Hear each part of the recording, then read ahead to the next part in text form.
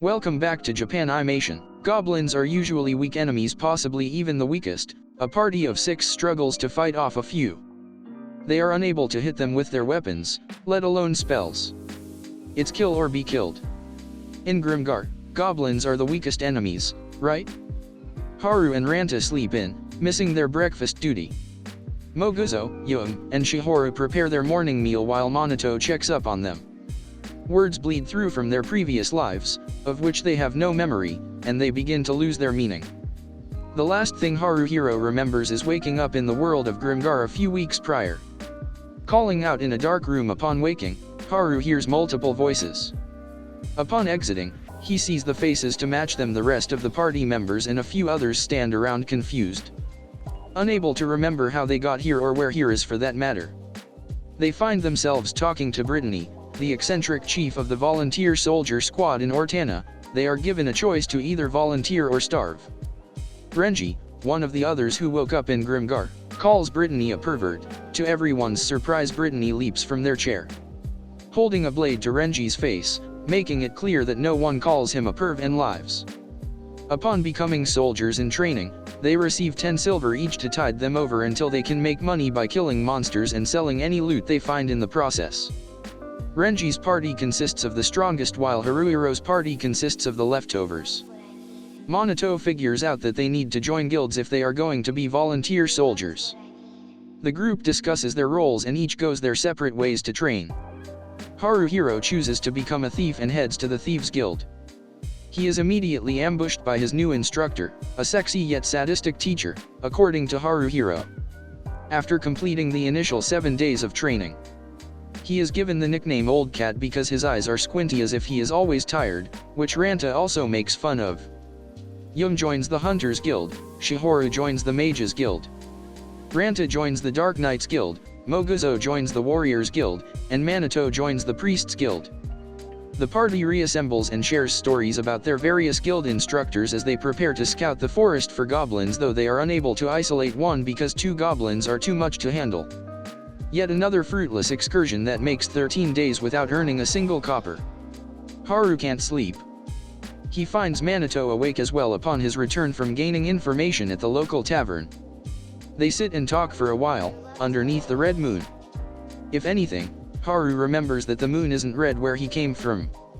The next day, the party goes scouting to find a lone goblin to attack. They're in luck as they see one standing by the river. Haru wonders if they should have some sort of signal, but Ranta destroys any hope of stealth. Running towards the river, Haru finds himself alone with the goblin. While fighting for his life, everyone catches up. Haru takes a knife to the shoulder and manages to stab the side of the goblin's neck after it jumps on him. The party celebrates too soon. The goblin's hand twitches and he leaps up to attack again. Ranta catches it and stabs the goblin repeatedly. Everyone is shocked. This is the first time anyone has taken a life. They sell the silver piece and Black Wolf's fang they looted from the goblin and take the rest of the day off to go shopping. The guys get ready for bed after having a bath, but Ranta has different plans. He's going to sneak into the bath to catch a glimpse of the girls. The others are not on board. The guys apologize, well, everyone but Ranta. He admits to breaking the wall trying to peep and gets a well-deserved slap from Yum. Out in the rain, tracking is out of the question, and the tension between the guys and girls is palpable. The next 3 days are even less fruitful. The party doesn't make a single copper. They go to the old city of Domuro to hunt down goblins and practice tactics so they are able to take on more than one enemy at a time. They're in luck, they finally got some loot and earned some money. Haru is finally able to buy new underwear, having worn the clothes that were on his back when he arrived in Grimgar. That night, Yum encourages Shihoru to talk to the boys despite her shyness, while Haru values Minato as the group leader and as a friend. Haruhiro double-checks how long it's been since they arrived in Grimgar before bed. By his count, they've been there for 23 days. The party acquires some new skills and intends to practice them on some goblins. Yum is learning close quarters combat before she is proficient with a bow. She uses the diagonal cross to help Haru cut down a goblin. Ranada learns the skill Anger, yelling the name every time he uses it, and every other skill for that matter. Similarly, Moguzo says thank you every time he uses his new skill, Rage Blow, when locking weapons. Minato learns Smash so he can be on the front lines but still heal the party. It's a successful day so far, though Minato skips over Haru when going over everyone's unique strengths they bring to the team.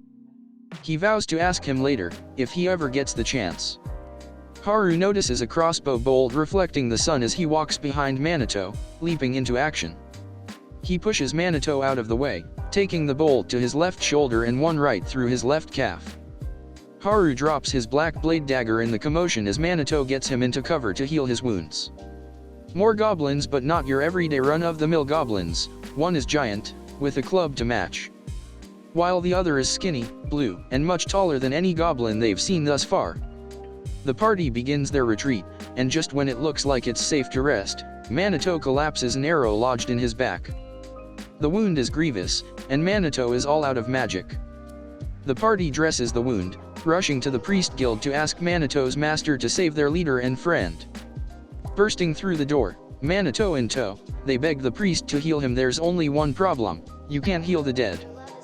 There is a curse, explains the master priest, which reanimates corpses after 3 to 5 days, and that they should cremate him to avoid such a fate. They heed his warning and shell out the expenses for a funeral and gravestone in honor of their friend. The party stands over their newly departed comrade, paying their respects until Ranta decides to leave, which merits yet another slap from Yum. He ends up in the tavern where Haruhira and Moguzo find him. The trio argues about Manito's death, who is responsible, and what they are going to do now. One of those who awoke in Grimgar joins them, wondering where their leader is, offering half-hearted condolences. He suggests finding a new priest. He even has a name in mind: Mary. On their first excursion, Mary is very cold and short with the rest of the party members. She doesn't agree with their strategy and refuses to heal in the middle of battle. Ranta keeps losing his temper with her, and she puts him in his place more than once. Back at the tavern, Haru, Ranta, and Moguzo drink and complain about the latest addition to their party. Renji enters the tavern and, to their surprise, makes his way to their table. He had heard of Manito's death and wanted to offer his condolences, which consists of him tossing a gold coin on their table and walking away. Haru shouts after him to wait. With the entire tavern's eyes on him, he refuses to accept the money. Dropping it into Renji's hand, Minato wouldn't have wanted them to accept his charity. Haru decides to speak with the girls and apologize for not consulting with them about new party members. Asking Yum if she's upset for not including them in the decision, she shoves him into the wall, telling him that's not what's wrong. Yum believes they are all friends, but the lack of communication seems to indicate otherwise. Haru apologizes, and they both break down over their shared grief for Minato. They embrace and lie together on the ground. Shihoru opens a window only to clumsily attempt to close it before they realize she saw them in an easily misinterpreted position. Though she apologizes profusely anyway. It takes a second, but it dawns on Yun why Shihoru would be so embarrassed. Ranta is having none of it. He's adamant that something is happening between Yum and Haru. Despite them trying to explain it to no avail, the party resolves to be friendlier to Mary. She is slowly beginning to thaw but hasn't quite warmed up yet. She heals Moguzo after the battle, but still refuses to heal Ranta's scratches.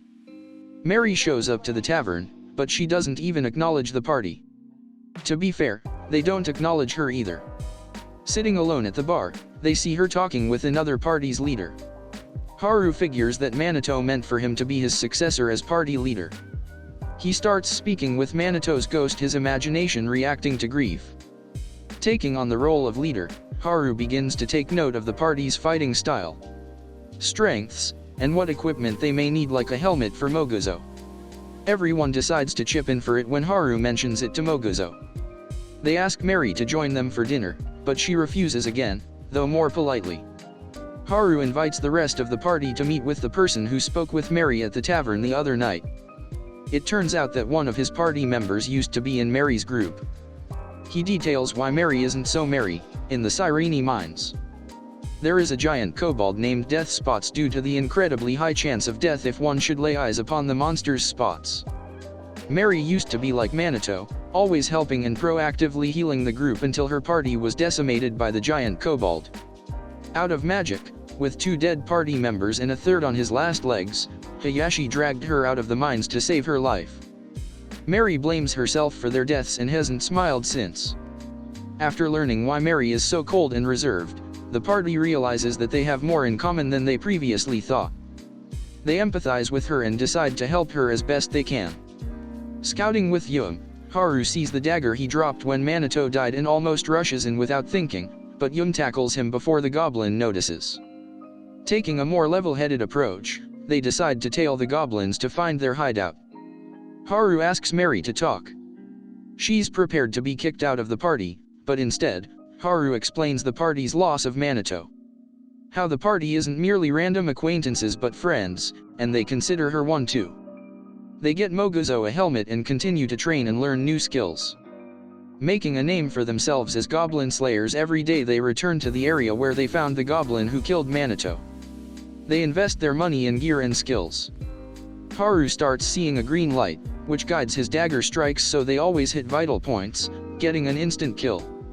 Still unable to sleep well at night, Haru talks to himself, imagining Minato there with him so he can ask for advice.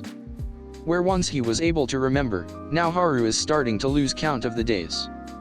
The only real indication of time is the waxing and waning of the red moon. The party is finally ready to avenge Minato and hunt down the goblins who killed him. They huddle and resolve to not let anyone else die no matter what. Mary is finally starting to warm up to the party.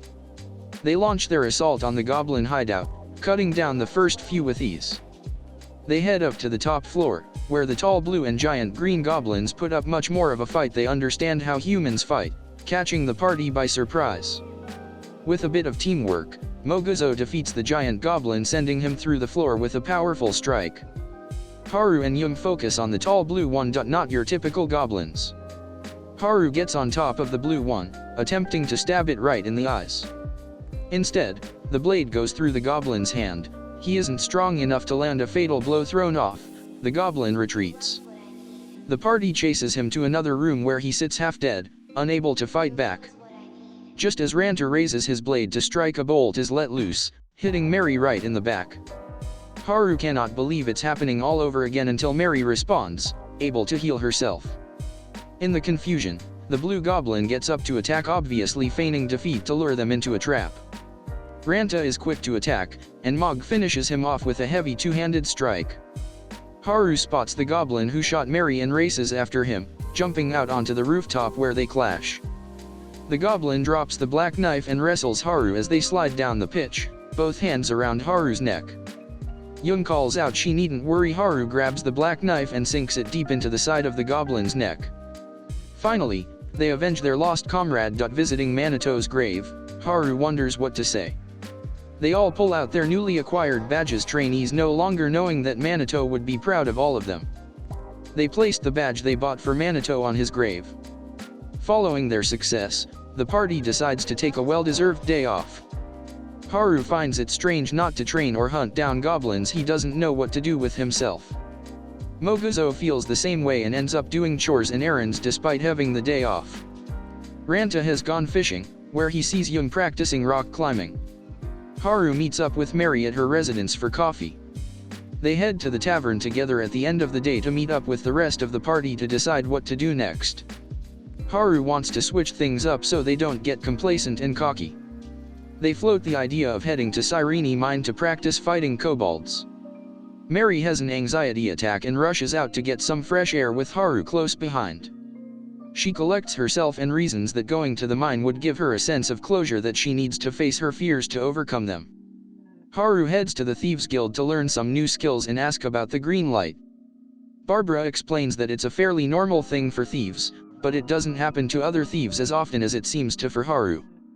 With the party all set to go, they head to the mines, determined to help Mary work through her grief while facing new foes to improve their skill set.